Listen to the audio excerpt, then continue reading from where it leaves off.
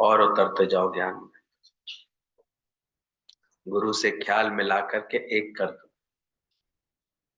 इसलिए गुरु की वाणी हम लोग पहले इतना चलाते हैं कि उन वाणियों को समझो और अंदर से महसूस करो वो ख्याल हमारे मिल रहे हैं कि नहीं। क्या है दुनिया का नजारा ढेर वालों का, क्या मिलेगा इस जगत से बेकरारी है क्या। वैसे विज्ञान की राह चलोगे तो चार लोग ऐसे ही बोलेंगे तुमसे।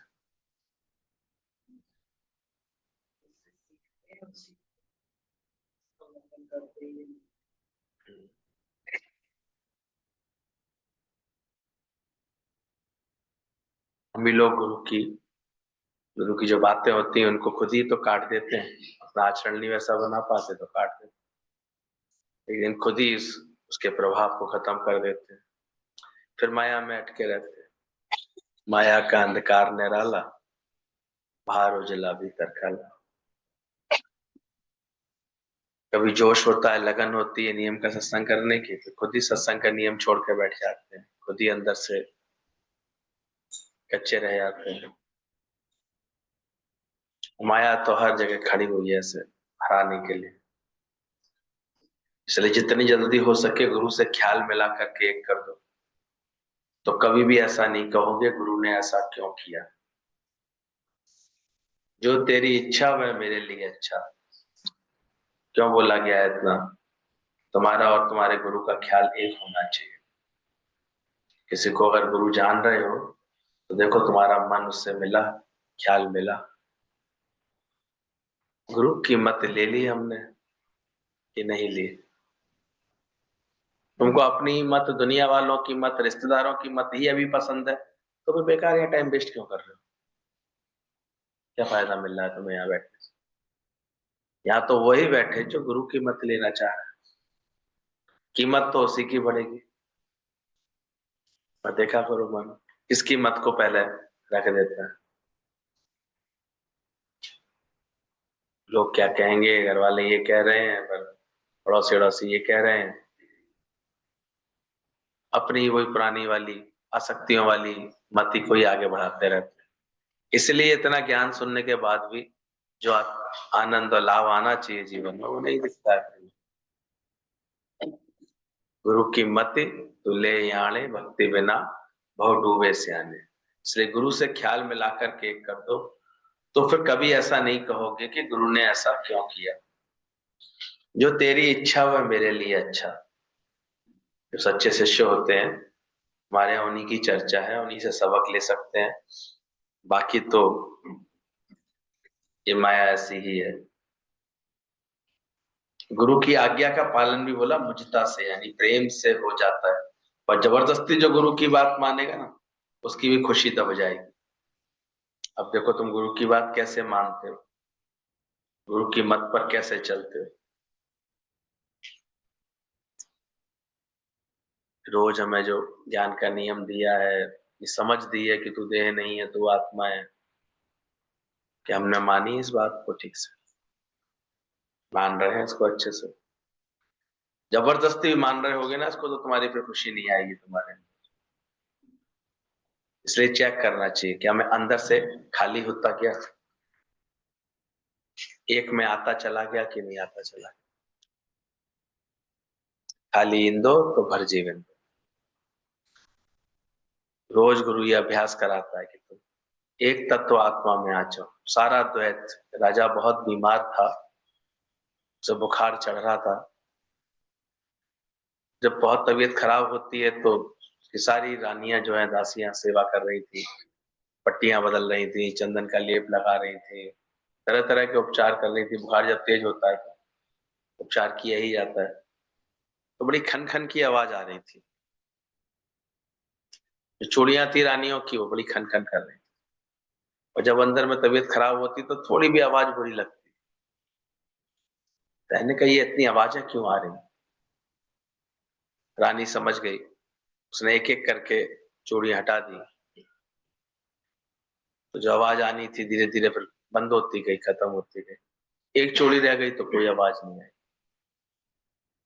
फिर अच्छे से उसने रानी ने लेप लगाया, राजा को भी चेतना आई, उसका बुखार उतरा, तो मुस्कुराते हुए उठ करके चल दिया। बोले कहाँ जा रहे हो राजा? बोले समझ में आ गई। जब तक भीड़ लगी है अंदर में तब तक खिटपिट खिटपिट चलती रही, जब तक द्वैत होगा खिटपिट चलती रही। हमने ठीक से समझ ली ये बात, सारी हलचल किस वजह से? अभी द्वैत में पड़े हैं, एक में नहीं आए, एक तत्व आत्मा में नहीं आए, एक आत्मा को नहीं जानना है। वो राजा तो राज्य छोड़ के चल दिया, और जिसको ज्ञान समझ में आ जाता है वो अंदर ही अपने एक आत्मा में आ जाता है, उसकी दौड़ किधर होती है? ब्रह्मज्ञानी था, जब तूफान आया, हलचल मची इतनी, तो वो किधर दौड़ा? अंदर ही दौड़ गया। तो गुरु भी कहता है क्या तुम्हें अभी अपनी ज्ञान की दौड़ लगानी तुम्हारी शुरू हो गई अंदर से?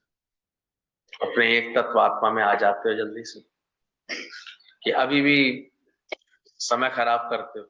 ऐसा क्यों बोला, ऐसा क्यों हुआ, ऐसा क्यों करते हैं, ऐसा क्या क्या क्या हुआ, क्या जाते हो अपने सर? चेक करो।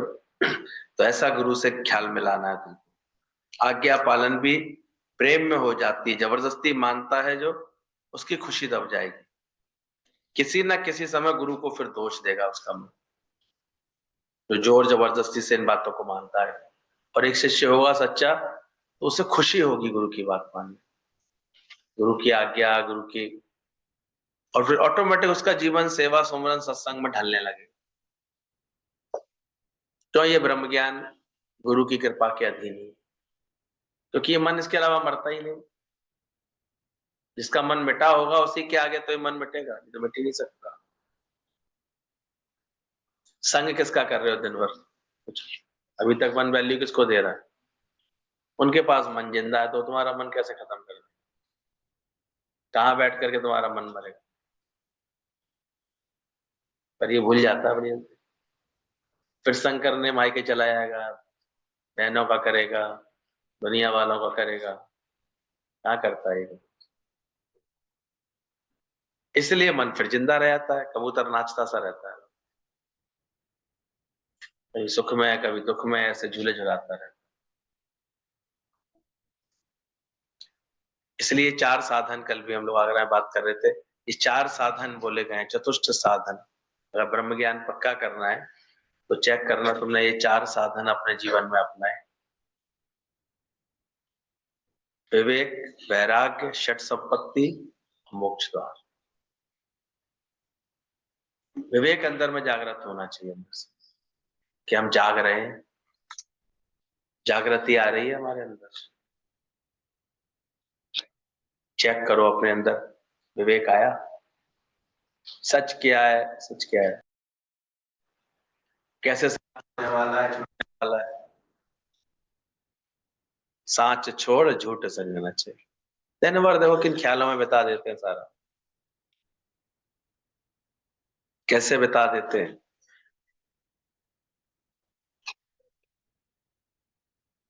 अब देखा करो, सच की आवाज तो बड़े मुश्किल से, झूठ का दिन भर बोलवाला चलता रहता है। ज्ञान की आवाज, सच की आवाज तो बड़े मुश्किल से सुनता है ये मन। और ये बात है, ये दिक्कत है, ऐसा कैसे होगा, ये दिन भर सुनता रहता है। तो रोज देखो अंदर से किसी ना किसी समय गुरु को भी फिर दोष दोगे, और दे ही जाते हैं, गुरु इकट्ठे करके गुरु को ही दोष दे जाते हैं कि गुरु ने ये बात क्यों करवाई। अगर अपना मन इंद्रियों को नहीं जीता है और जमक में बोलने लगे कि नहीं नहीं नहीं हम शादी नहीं करेंगे, हम भी ऐसे करेंगे, तो शुरू शुरू में तो चलो एक मन को एक जमक में कह लोगे, लेकिन मन इंद्रियां जीता नहीं है, तो इंद्रियों में खेचल होगी, मन विकृति करेगा, फिर वो दूसरे रूप में निकलेगा, दोष लगाना, किसी को गलत देखेगा, किसी को दोष देगा, किसी में ऐसे देखेगा, भटकेगा इधर उधर मन। इसलिए गुरु फिर भी एक सही समझ देता है कि ठीक से पहले समझ लेना, विवेक जागृत कर लेना, वैराग्य वृत्ति पक्की कर लेना अपने अंदर, यह है क्या दुनिया का नजारा, ढेर वालों के सिवा है क्या? तो किसी ना किसी समय गुरु को ही फिर दोष देंगे कि गुरु ने ये बात क्यों कर रहे हैं। लाचार नहीं पर खुशी से मानो, कोई लाचारी से नहीं मानो। तुलना करो कि ये सच्चा कि वो सच्चा। इस ज्ञान की कदर इतनी करनी है, या फीसिए शीश दो तो ईस पाओ। जिसको गुरु की भलाइयों की कदर है, वह कभी भी भूले भटके गुरु की गालियां और मार पर ऐतराज नहीं करेगा। इतना जिसके अंदर में है। एक गुरु ही गढ़ता है हमारे मन को, वरना तो देखो गुरु की आज्ञा से नहीं चल पाते हैं तो पर कितना भटकाता सा रहता है हमारी। प्रारब्ध वैसे ही नचाने वाली है, तुम देखते चलो ये कब कब कौन सा नाच नचाती रहती है। हमने देखा, देखो कि कैसा खेल बना होता है इसका। अभी एक हड्डी टूटी थी उनकी, गिर गई थी थोड़ा सा असावधानी से, एक का इलाज करा करके लौट के आई, फिर उसी रात को फिर बाथरूम में ऐसे स्लिप कर गई। अब वही दूसरी जगह की हो गई। लेकिन आज ज्ञान है तो हम कम से कम शुक्राने तो निकल रहे हैं मन से कि शुक्र है कम से कम वही डॉक्टर जानकार था, उसे तुरंत जो है एक्सरे भेज दिया उसने, तुरंत दोबारा ऑपरेशन कर दिया। डॉक्टर भी कह रहा है मैंने लाइफ में पहली बार देखा है, 4 दिन पहले इधर के टांके लगाए, अब 4 दिन बाद इधर के लगा रहा हूँ। खेल है ऐसा, तो हिसाब किताब भी कितना कर्रा निकल के आया था। वो जितना हिसाब कराना होता है वो करा के ही लेता है भगवान। बड़ा सत्संग है तो एक हिम्मत बनी रही, चीज बनी रही। ये तो डॉक्टर तो कह रहे थे, डॉक्टर तो यहाँ पर तो ऑपरेशन ही नहीं कर रहा था कि हार्ट की पोजीशन पता नहीं कैसे हो जाएगी। लेकिन कल हमने मिले तो लगा कि कितने शुक्राने निकल रहे थे अंदर से कि रोज ये जो बैठ के सत्संग सुनते हैं ना, ये कितना मन दृढ़ कर देता है, कैसे हिम्मत दे देता है। तो गुरु की मत तू ले यहाँ नहीं तो भक्ति बिना भव डूबे से। तो देखना अंदर कभी भी भूले भटके गुरु को ये नहीं कहना। गालियों और मार पर जिसको ऐतराज नहीं करेगा, जिसको गुरु की भलाइयों की कदर है। तेरे कांटों से भी प्यार, तेरे फूलों से भी प्यार, हैंडल होकर के चलने में ही फायदा है, पर खुशी से ना की जबरदस्ती। इस राह पर अगर मंजिल पानी है तो हैंडल होके चलो, गुरु के बन के चलो, गुरु की आज्ञा मान के चलो, जितना गुरु कहे उतना ही करते हुए चलो। मनमौजी नहीं मनो, मनमानी नहीं करो। जैसे गुरु कह दे वैसे चलता है जो व्यक्ति, वो भी खुशी से, जबरदस्ती नहीं। नहीं तो भगवान समय पर परीक्षा लेकर के सबकी चेकिंग करता है। निराकार चेक कर लेता है कि झूठा कौन है और सच्चा कौन है। ध्यान रखना, समझना तुम्हारी भी परीक्षा हो जाएगी। फिर नहीं कहना मुझे पहले ही बताते तो मैं परीक्षा में पास तो हो जाता। ये अचानक आती है, तन मन धन की आसक्तियों की परीक्षा अचानक आ जाती है। अब उस समय तुम्हें चेक करना है। कहते हैं 2 लंगोटी के लिए जो सुखदेव मुनि थे, वो दौड़े जब ये खबर सुनी कि अरे महल में आग लग गई, महल में आग लग गई। पराया जनक बैठे रहे, क्योंकि अंदर से ज्ञान पक्का कर लिया था, जिसकी जले सोई बचता है।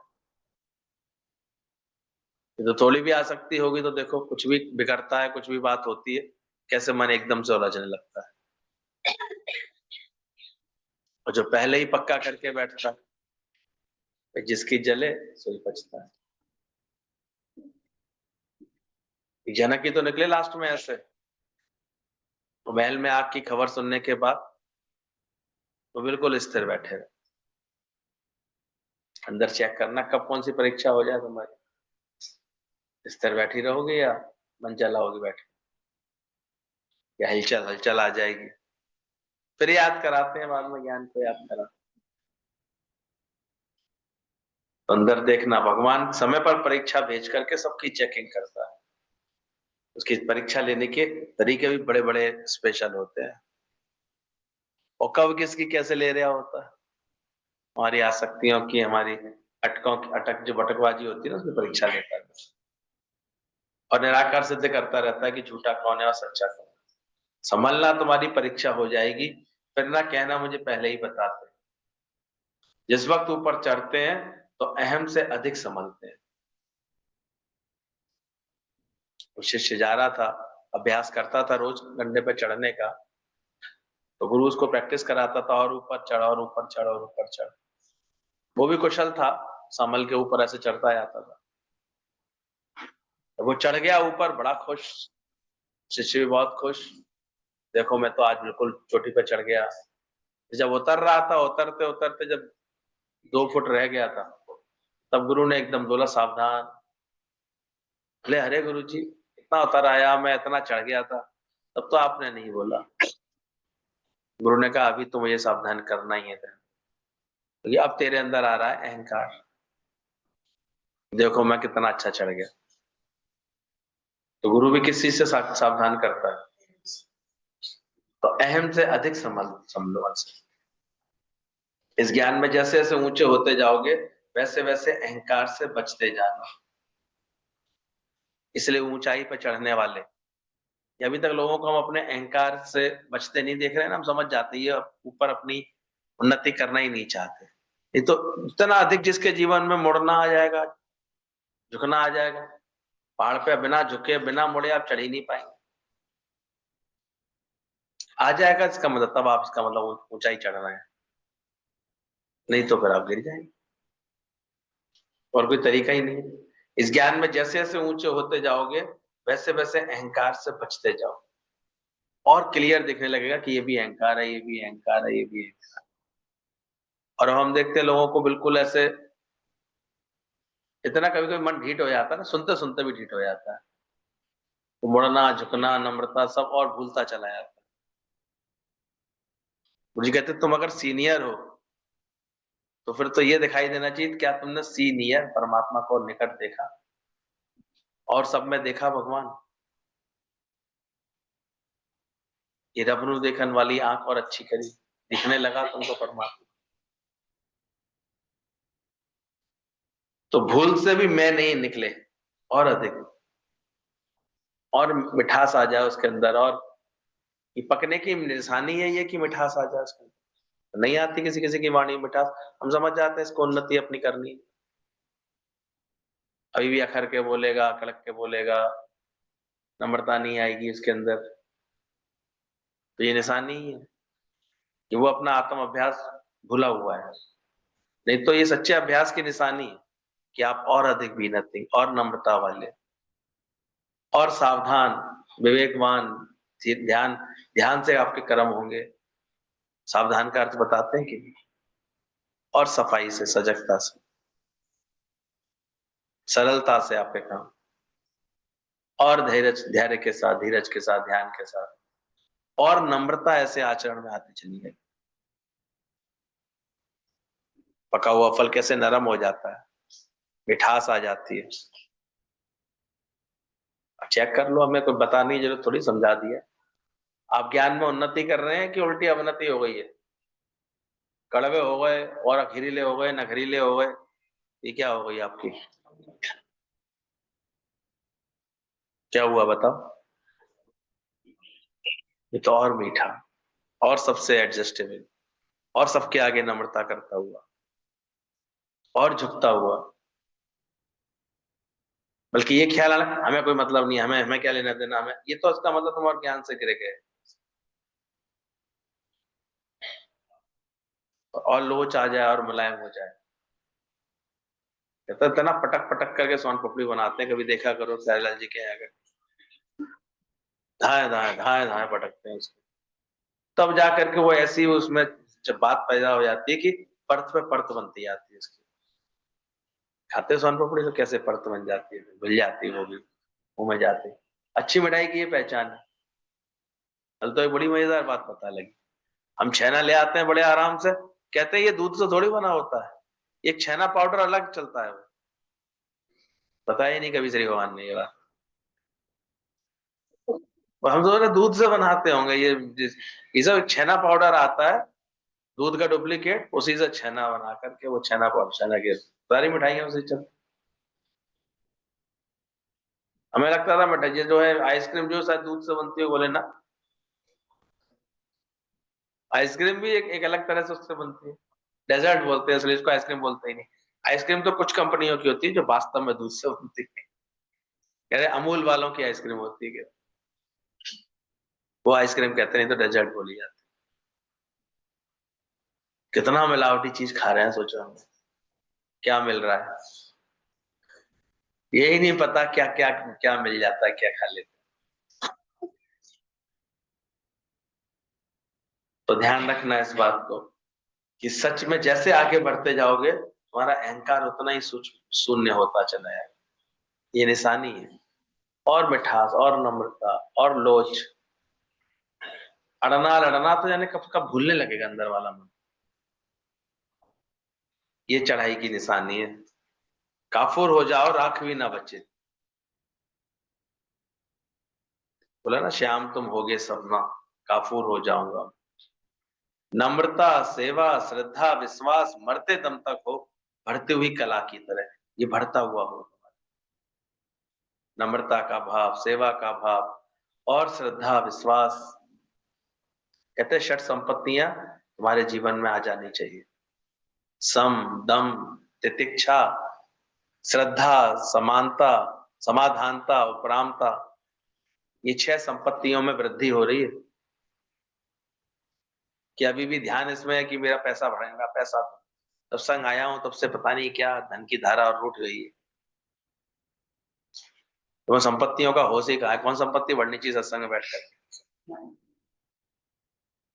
वो तो प्रारब्ध है, वो जितनी मिलनी है मिल ही जाती है, वो तो और संवर ही जाती है। हम देखते हैं अगर तुम और एकाग्रता से कार्य करते हो, एक अच्छे आचरण से या अच्छे नियत से कार्य करने लगते हो तो बरकत हो जाती है।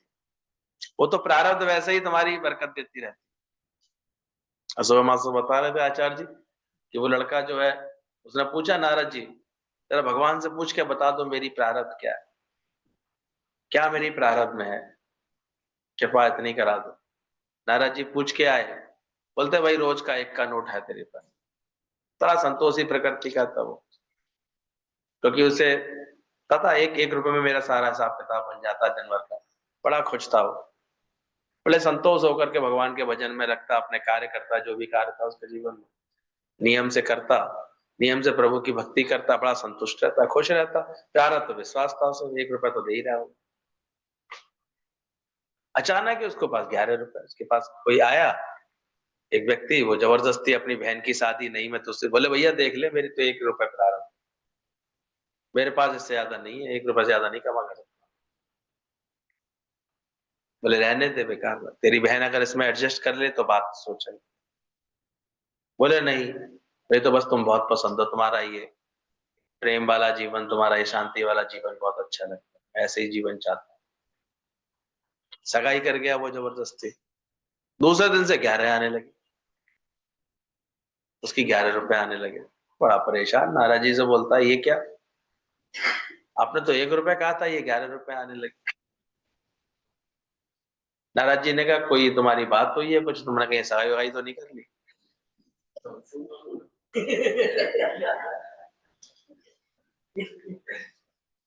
बोले 11, बोले 10 रुपया अब उसकी प्रारब्ध के आ रहे हैं, तुम उसको जो है जोड़ो और उसकी संभाल करो। शादी हो गई, 11 दिन की प्रारब्ध उसकी। शादी के बाद जब आगे बात बढ़ी जाती है, अब उसके 31 आने लगे। बोला मेरे को 31 क्यों आने लगे रोज, उसके अंदर भक्ति होती है ना तो उसको अधिक मिलता है, तो उसको जो है थोड़ा उसमें भी उसके को लगता है कि क्यों दे रहा है भगवान, ऐसे क्यों दे रहा है। तो वो ऐसे फिर वही वह बात बता के गए नारद जी। बोले अब बच्चा नहीं आ रहा है, बच्चे की प्रारब्ध नहीं आई है, उसके लिए इकट्ठा करो दूसरे को। तो चतुर्बुद्धि थे एक हमारे यहाँ, कहते हैं, तो 2-4 शादियां क्यों ना करें।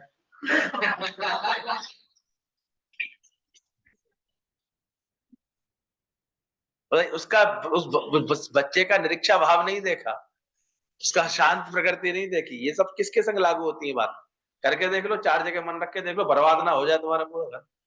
करके देख लो। अरे अच्छे आचरण वालों के लिए ज्ञान है कि ऐसी दूषित सोच वालों के लिए ज्ञान होता है, फालतू ऐसी बातें सोचते रहते हैं। कि जब ऐसी प्रारब्ध बढ़ेगी तो फिर बहुत बढ़िया बात।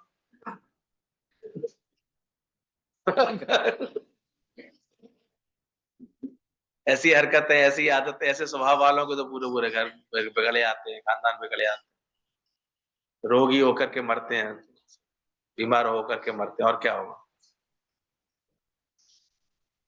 मिलती है प्रारब्ध, उनको मिलती है, भगवान देता है हमारी प्रारब्ध। ज्ञानवान था बिल्कुल एकदम, वो जो है शांति से रहता था। अचानक जो है उसकी माँ की तबीयत खराब हुई, तो जो है उसकी सेवा करता था, तो 2-4 दिन ऐसे काम पर नहीं पहुंच पाया। माँ की सेवा थी। सेठ थोड़ा भड़क गया, तुम तो बिल्कुल जिम्मेदारी से काम नहीं कर रहे, ये नहीं कर रहे, ऐसे नहीं कर रहे। उसने कुछ नहीं कहा, बोले कि ठीक है। वो शांत रहा ऐसे। सेठ इतना था कि उसने जितने दिन की छुट्टी की थी उतनी काट करके उसको पैसे दिए। वो शांति से उसने ले लिए। सेठ ने कहा तुमने गिने नहीं, मैंने कितने पैसे दिए थे लिफाफे में रख के। बोले जरूरत ही नहीं थी, मेरी माँ की तबीयत खराब थी, वो बीमार में चली गई थी, उतने ही पैसे कम होगा जितने मैं उनको उनके इलाज में खर्च कर रहा था, जितना वो कर रहा था। तो वो चली गई तो 1-2 दिन उसी कारण मैंने छुट्टी ले ली थी। माँ का संस्कार वगैरह करना था, तो उतने पैसे कम होगा, मुझे कोई दिक्कत नहीं। सेठ जी को ये बात बड़ी अच्छी लगी, बड़ी ऐसे लगी उसको। थोड़ी देर बाद, 1-2 महीने बाद सेठ जी को लगा ये बड़े जो है अच्छे से काम करता है, बड़े लगन से काम करता है, तो उन्होंने खुश होकर के उसकी तनख्वाह बढ़ा दी। तब भी उसने कुछ नहीं कहा। सेठ जी ने कहा देखा नहीं ले पापा। बोले हाँ देखा। बोले क्या देखा, तुमने कुछ बोला ही नहीं। बोले कुछ पैसे बढ़ा के दिए आपने। बोले तुमने कहा ही नहीं कुछ। बोले उसमें कहना क्या था, बच्चा जो आने वाला है मेरे घर। ये तो प्रारब्ध का खेल है, वो चल रहा है। शादी हो रही है मेरी, तो शादी के हिसाब से आपने पैसे अपने आप पहले भगवान ने बढ़ा। बोले आपको लग रहा है कि आप दे रहे हैं, मुझे तो कोई और दे रहा है। तो जब ऐसी समझ आ जाती है तो फिर अपने आप अपने वक्त भाग के प्रारब्ध में मन कैसा हो जाता है, कब होएगा आखिर। उसकी मस्ती अलग होती है, उसकी समझ ही अलग होती है। तो जितना इतना नम्रता, इतनी सेवा, ऐसी श्रद्धा विश्वास मरते दम तक हो, बढ़ती हुई कला की तरह। आज तक हम देखते हैं हमारे जितने भी गुरु के बच्चे हैं जिन्होंने ज्ञान समझा है, वो और ज्यादा विनम्र हो गए, और सादा जैसे सेवा, निष्काम सेवा। अभी तो जो जिसके शरीर लगे रहते हैं निष्काम भाव से सबकी सेवा करने में, सबको सुख पहुंचाने में, उनको तो हम देखते हैं शरीर उनकी ताकतवर बना रहता है। बाकी तो फिर एक दिन ढीला पड़ जाता है, अपनी सुख बुद्धि के चक्कर में वो फिर और बेकार हो जाता है। और श्रद्धा तुम्हारी बढ़ती जाए अंदर से, और 24 जितनी गुरु में, और अंत तक श्रद्धा देखो तुम्हारी बढ़ रही है, ऐसा तो नहीं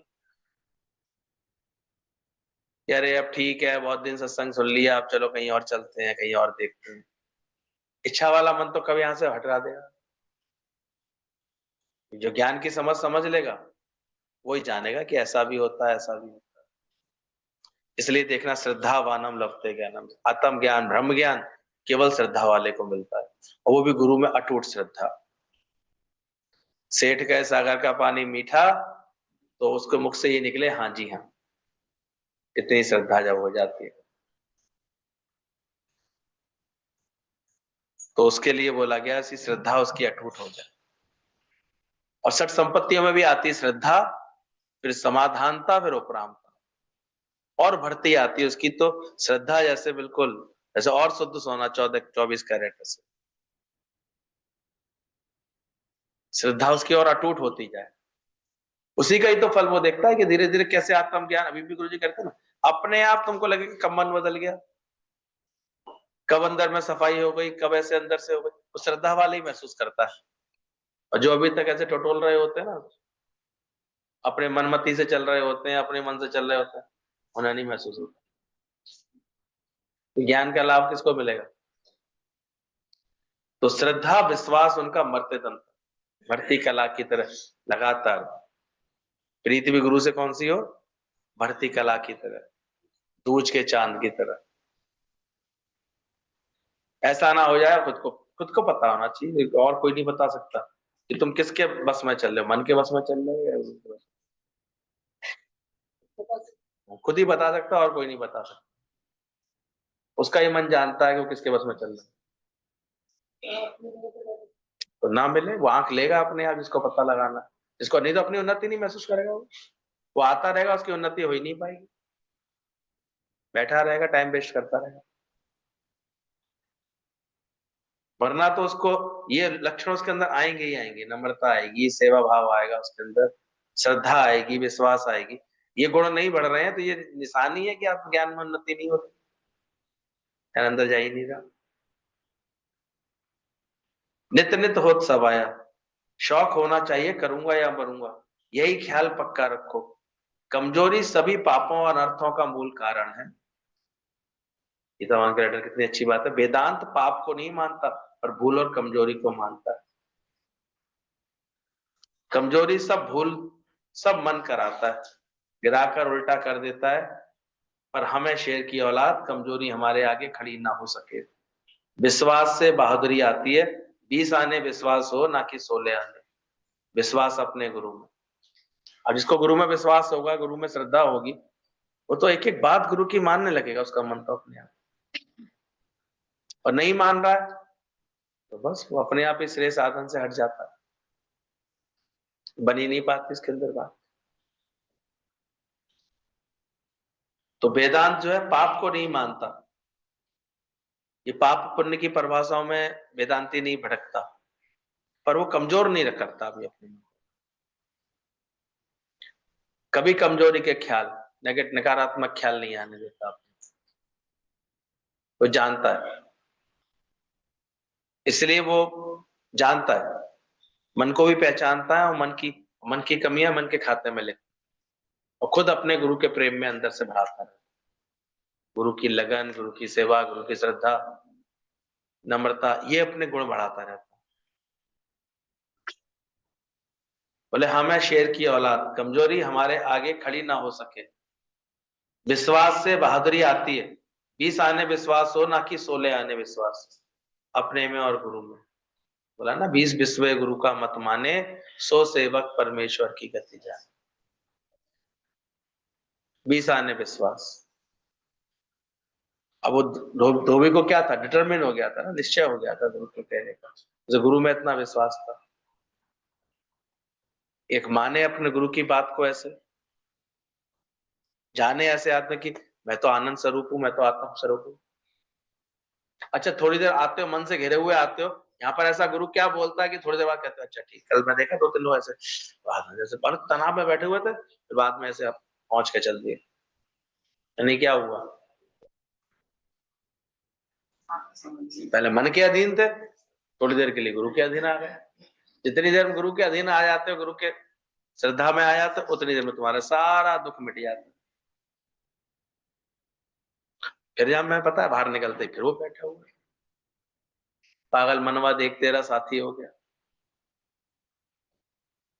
ये तो वही है जो अपनी कुशलता से, अपनी ऐसे गुरु की कृपा लेकर के आज तो मन की हार हुई और नाचता है, मन के ऊपर तांडव कर लेता है, एक एक फन उसका कुचल लेता है, वो गाता है आज तो मन की हार। ताकत लेके गुरु का साथ पकड़ के ताता थैया करता है इसके ऊपर, मन के ऊपर। जो तकलीफ और मुसीबतों में भी भगवान के विश्वास को नहीं हटने देता, वे धन्य उन्होंने जीता है। कैसी भी तकलीफ आ जाए, कैसी मुसीबत आ जाए, डॉक्टर ने बोला ऑपरेशन से डर तो नहीं लग रहा, तो जो ज्ञानवान था वो क्या बोलेगा, तो डॉक्टर साहब आपको डर लगेगा, ऑपरेशन आप कर रहे हैं कि मुझे क्या लेना देना, डरिए आप, सही है आपको करना है ऑपरेशन, मेरा तो जो हो रहा है तो ठीक है, मैं क्यों डरूंगी भाई। सोचो समझ है ज्ञान की और क्या है, तो ज्ञान की समझ में समझ लेता है बात को, तो उसके मुख से ऐसी बातें निकलती। बोले डॉक्टर साहब डरेंगे आप, मुझे क्यों डर लगेगा। तो डॉक्टर के हाथ में भी नहीं है किसी को छुड़ा सके, जब तक भगवान का हुक्म नहीं होगा, जब प्रारब्ध का हिसाब किताब खत्म होगा तभी उसकी बीमारी भी उतरेगी। ये भी कितना जबरदस्त आता है हिसाब किताब। ऐसे लेके जाता है। इसलिए लोगों को आजकल बड़ी चिंता है, भैया वो प्रधानमंत्री की वो कौन सी योजना है, आयुष्मान योजना मिल रहा है। 70 की उम्र वालों को बड़ी आजकल वो लगी हुई है, जल्दी से बन जाए, जल्दी से।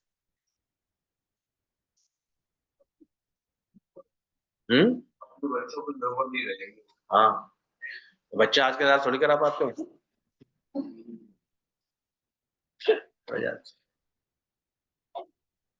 लेकिन उसमें एक बात लिखी हुई है, जो आर्थिक रूप से कमजोर है उन्हीं को मिलती है, और सब सेठ खड़े हो गए जाकर, सबको लेनी है। ले लेंगे नहीं। वेदांती पाप को नहीं मानता। हाँ, कमजोरी को भूल और कमजोरी को मानता है। जिसने आत्म ज्ञान जाना है, जिसने आत्मा की बात समझी है, वो पाप पुण्य के ऊपर, क्योंकि पाप किसको बोले, मुसलमान मांस खा रहा है, हिंदू नहीं खा रहा है, इसको पाप कर रहा है वो। सोचो, समुद्र किनारे रहने वाले मछली खा रहे हैं, तो ये पाप क्या पुण्य क्या, तू भला दे, कर्म कर, फल की इच्छा मिटा दे। झूठ नहीं बोलता मैं, झूठ बोलना पाप है, झूठ बोलना पाप है, कभी ऐसा मौका आएगा तो मैं झूठ बोलना ही पड़ेगा। झूठ बोल के तुम किसी की जान बचा पा रहे हो, पाप है। तो वेदांती समझदार है, वो इसमें नहीं उलझता, वो पाप पुण्य के झूले में नहीं झूलता, वो कमजोरी को नहीं मानता। ये जो अंदर में नेगेटिविटी आ जाती है, कमजोरी आ जाती है, हम नहीं कर सकते, मुझसे नहीं होगा, आई कांट, ये पाप है। दादा की बाणियां सुनो श्याम भगवान की, हमेशा ये बात कहते हैं, वीकनेस इज डेथ। वो इसमें मजबूत बनता है हमेशा। बाकी दिल डोले आए पाप, अगर कोई चीज उसके अंतर मन की कॉन्सियस नहीं गवाही दे रही है तो वो वैसे ही नहीं करता, वो ज्ञानवान इतना अंदर से मजबूत होता है, कोई ऐसे थोड़ी है। लेकिन वो पाप की बातों क्या माने, क्या पाप है, क्या पाप पुण्य है। ये तो पाप पुण्य के ठेकेदार बैठे हुए, वही लोग ऐसी हरकत बातें करते रहते हैं, ब्रह्म ज्ञानी नहीं करते। हाँ, पर वो ये कमजोरी, अपने को देह मानना बड़े से बड़ा पाप है, इसको मानता है। विवेकानंद ने कहा कि जो तू अपने को आत्मा नहीं जानता, भगवान नहीं जानता, ये बड़ी से बड़ी पाप है। ये कृतज्ञता है एक तरह से, ये क्या शब्द बोला था, आस्तिकता है, नास्तिकता है, अपने को ना जानना। तो जो तकलीफों और मुसीबतों में भी भगवान के विश्वास को नहीं हटाते हैं, वे धन्य हैं, उन्होंने समझ लो जीता है। आ जाए कैसी भी हालत है, कैसी बातें आ जाए, वो भगवान से विश्वास नहीं हटाते। अच्छा, जी भी लिए ज्यादा तो कौन सा तुमने तुमने कर लिया, तो इसमें चकराने का आते, हमें तो भगवान ने ठीक कर दिया, क्या कर लिया, ठीक होगा तुम आत्मा में टिके। जन्म तो सफल तब है तो तुमने आत्माकार वृत्ति बनाई हो,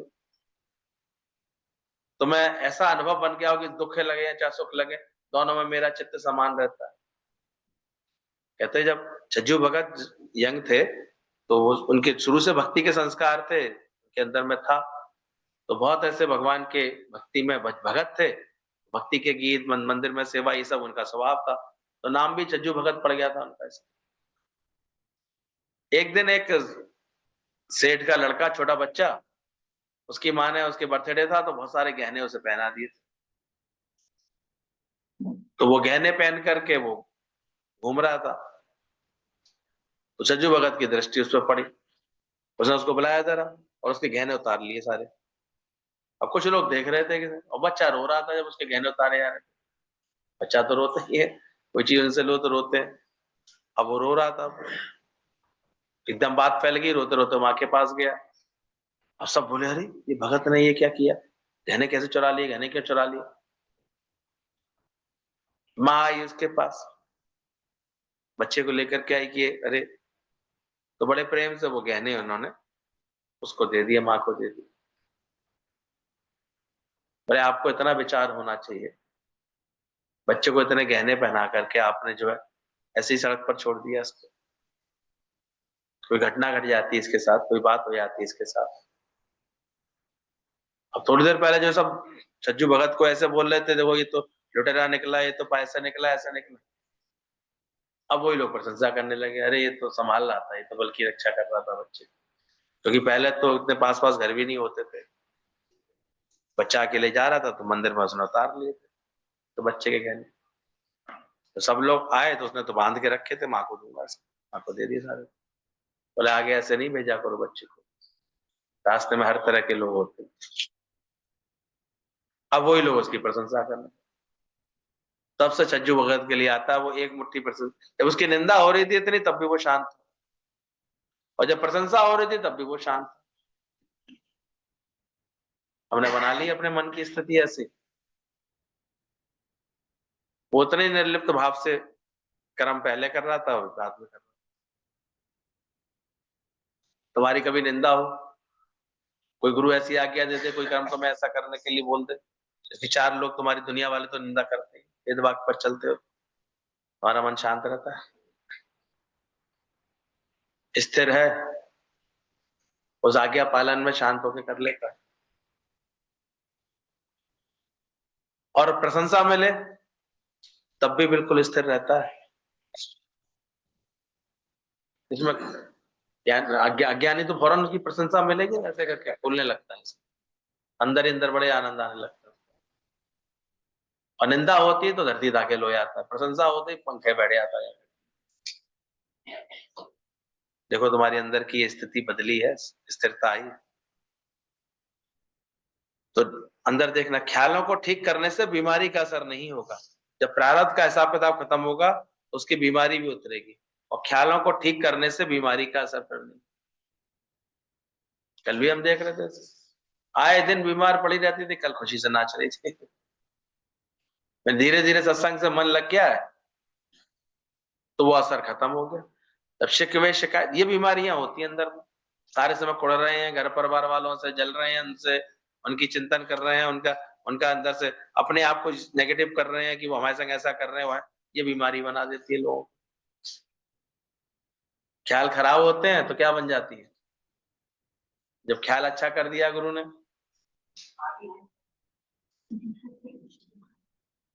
ये अच्छी तरह जानते हैं, बाथरूम में गिरने से हड्डी टूटी है, मैं थोड़ी बीमार हूं,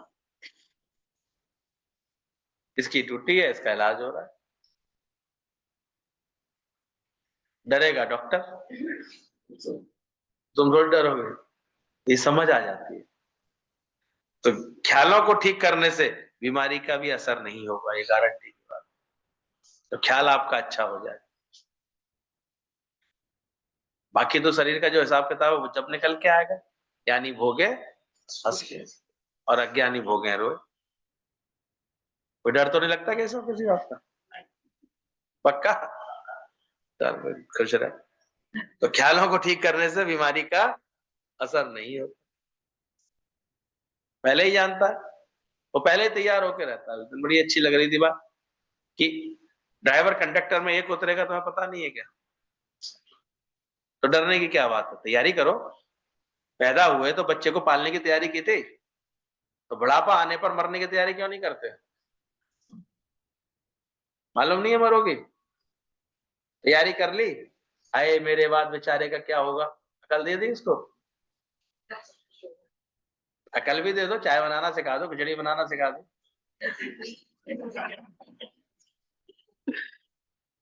पति पति को डर लगता था कि क्या होगा मेरे बाद से कौन करेगा, उसे अकल आ गई, उसने जाकर के उसे बैंक में ले गया, उसको पेटीएम से पैसे निकालना सिखा दिया, और उसको जो है बहुत सारी चीजें सिखा दी उसको, पोस्ट ऑफिस जाना सिखा दिया, सब्जी सामान लाना सिखा दिया, हर चीज सिखा दी, एक सिखा दो एक दूसरे को, डर काय को रहे हो कि मेरे बाद क्या हुआ, मेरे बाद क्या हुआ, अकल से मरना तो है ही, तैयारी कर ली।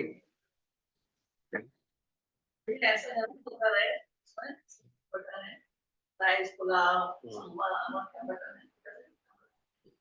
उसमें डाल देते हैं, बस बटन दबाना है, कुछ नहीं करना है। लो आजकल तो सुविधाएं इतनी हो गई है, मरने से डर रहे हो, चीजें इतनी अच्छी अच्छी आ रही है।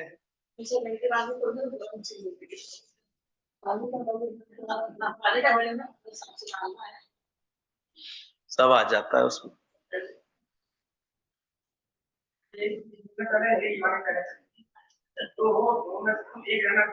हाँ, सीख जाओ पहले,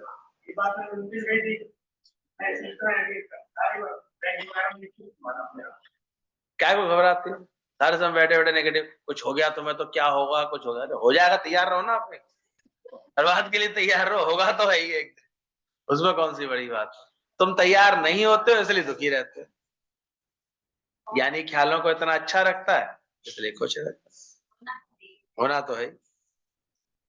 ख्यालों को ठीक करने से, ये हमें धीरज रोग है, ये दुश्मन किसी से नहीं जाना है, तो तुम्हारे साथ रात दिन बैठा है ये होमे का धीरज रोग, जो नाना प्रकार के छल कपट करके बैठा तुम्हें डंक लगा रहा है।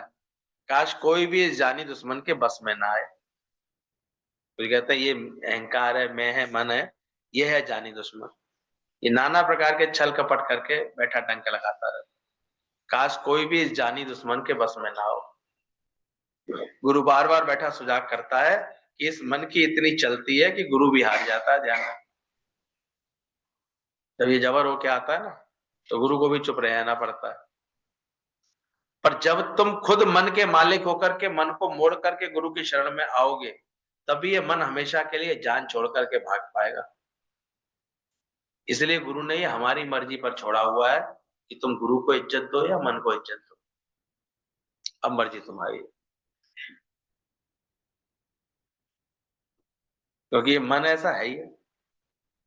जब मन जबर होके आता गुरु भी क्या करता है, शांत होकर बैठे आता, कर ले मन मानो, तो जैसे ही अच्छा लग रहा है तो कर ले। पर ये तो जो श्रद्धा में डूबे रहते हैं, भाव में रहते हैं, वो देखो मन को पटकते हैं ला करके। इसलिए गुरु ने हमारी मर्जी पर छोड़ा गया है कि गुरु को इज्जत दें या मन को। किसको इज्जत देते हो तुम, सोच लो। या तो आप भूल जाओगे, यहाँ तो हमें पता सब बोलेंगे गुरु को, और वो घर जाते ही वो पलटे आता है।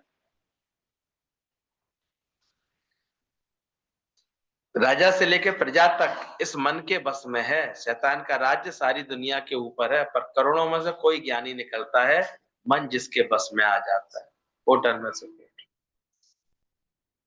और यही सारा बताया अभी, मन दुनिया का भी मन बस में कर, एक कोई ज्ञानी निकलता है मन जिसके बस में आ जाता है, तो दूसरों का भी मन वो बस में कर दे।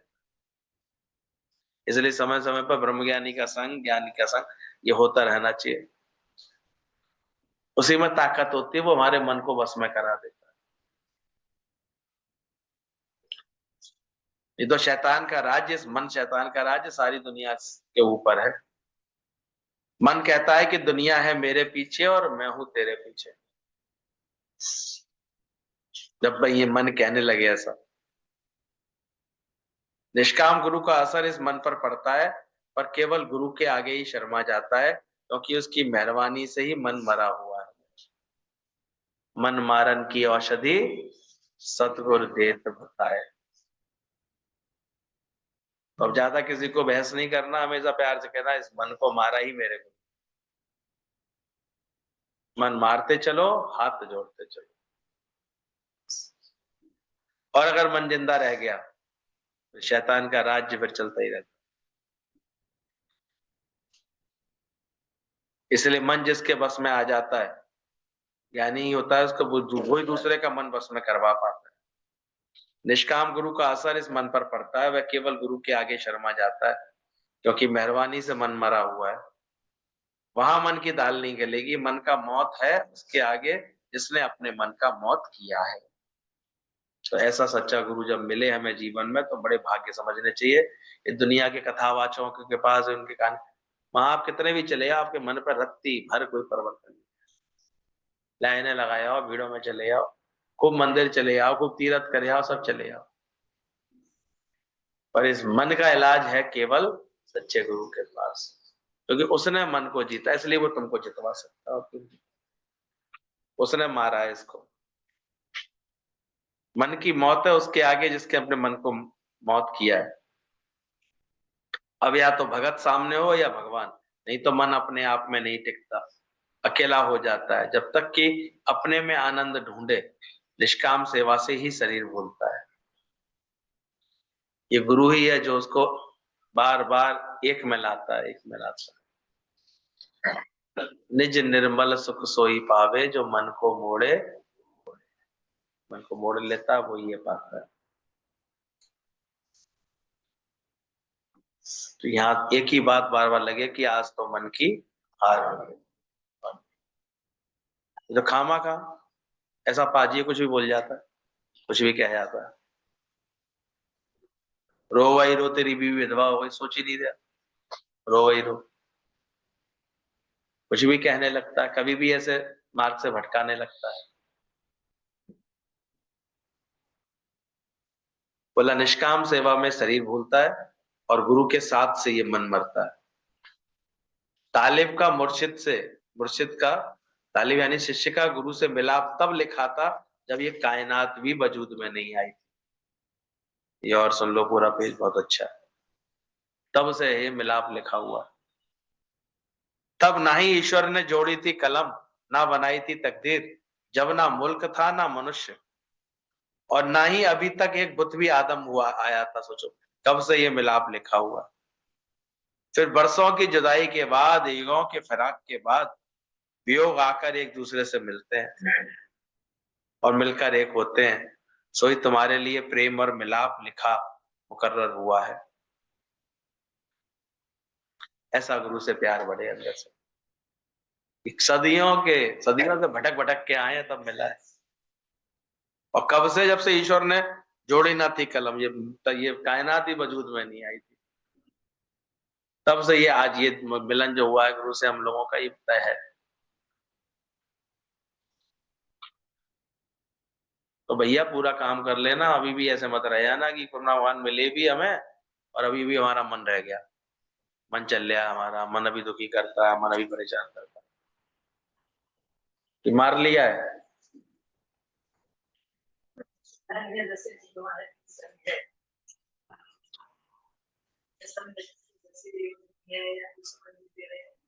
तो सही है, बिल्कुल पक्का। कभी गुरु को जरूरत नहीं तो वो कब कहाँ से ताकत दे रहा होता है, कैसे वचन से, बस वचनों से जुड़े रहना चाहिए, गुरु की श्रद्धा से जुड़े रहना चाहिए। वाले को विश्वास हो रहा है कि इस मामले में इनकी परिणाम ये अच्छे से बोल रहे हैं, विश्वास होता है।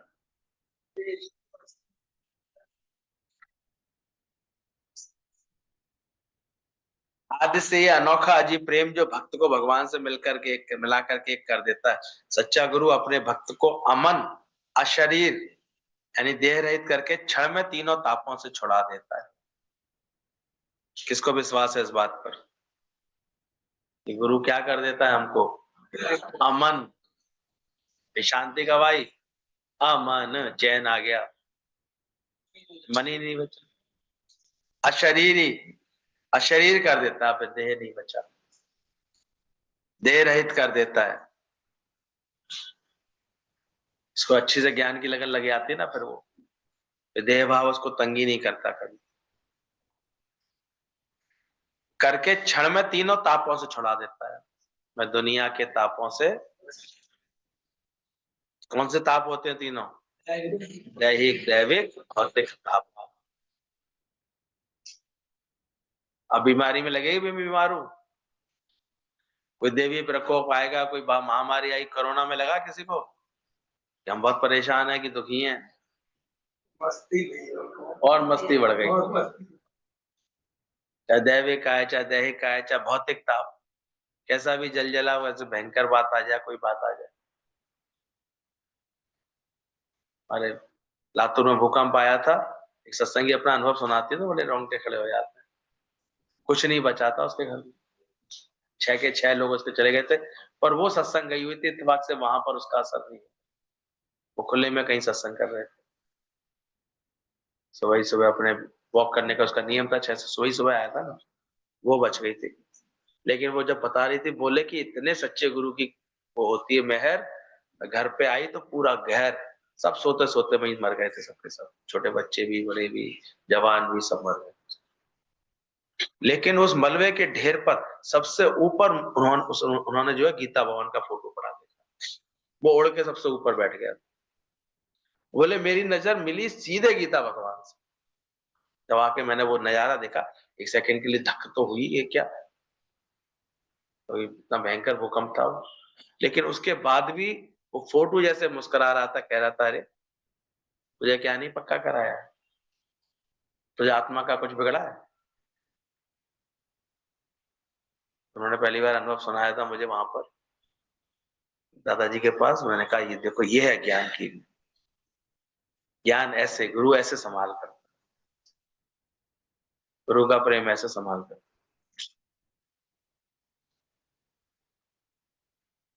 तुम लोग तो अभी भी बेवकूफों की तरह सोचते हैं, कुछ बिगड़े नहीं भगवान, कुछ बिगड़े। और तेरा कुछ बिगड़ ही नहीं सकता, अजय कब समझोगी?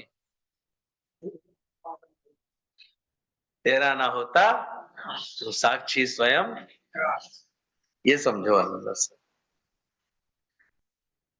तो बोले विश्वासी को ऐसे नूर का प्याला पिलाता है जो अचानक अपने आप अजगैवी खुमारी नशा चढ़कर उसे उड़ा करके बेहद के बाजार की सैर कराता है।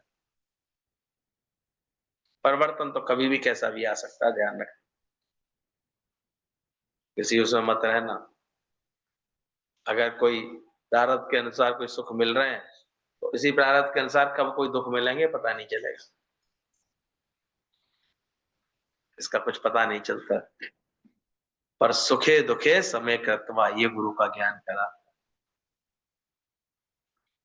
कभी कभी मिलती है, सहूलियतें मिलती हैं जीवन में, सब काम मिलते हैं, गाड़ी घोड़े सब मिलते हैं, ये सब प्रारब्ध है। अच्छी प्रारब्ध आ जाती है, ये सब मिल रहा होता है। जब लेना चाहता है भगवान तो फिर सब ले भी लेता है, ये उसकी मर्जी है, जो हिसाब किताब करना चाहे। विश्वास ही तालिब को अगम देह से पहुंचाने वाला और खटोला है। पूर्ण सेवक ही पूर्ण गुरु के पद पर पहुंच सकता है। और जिन्होंने ये बात समझी है, ऐसी सच्ची सेवा रखी है, वही पूरे सेवक थे हमारे गुरु जी वृंदावन, इसलिए पूर्ण गुरु के पद पर पहुंचे। अरे कोई नहीं पहुंच सकता। मालिक कामिल गुरु का मिलाप घर बैठे हो जाता है, ना कि भटकने से। वह तो आदि से लिखा हुआ है। हम लोग कहीं ढूंढने गए हैं गुरु को? घर बैठे मिला है। विश्वास और प्रेम में सब हो जाता है, पता ही नहीं चलता कि कैसे सर उतर गया, यही करामात है। गुरु के दरबार में सर रख के बैठे होते हैं कि सर गायब होते हैं? और जिनके सर बच गए हैं, उसका मतलब यहाँ पर अभी है ही नहीं, गुरु से जुड़ा ही नहीं है। बच गया सर अभी, कुछ लोग बचा के बैठे हुए हैं।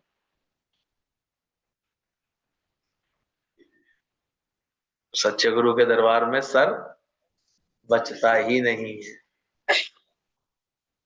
जब गुरु के पास देखा उसने तो सब धड़ी धड़ दिखाई दी, उसे कोई सर दिखाई नहीं दिया। ये सच्ची बात है, यानी कोई कोई विचार दूसरा भिन्न है ही नहीं गुरु से, इतने गुरु से मिला पड़ा है सारा।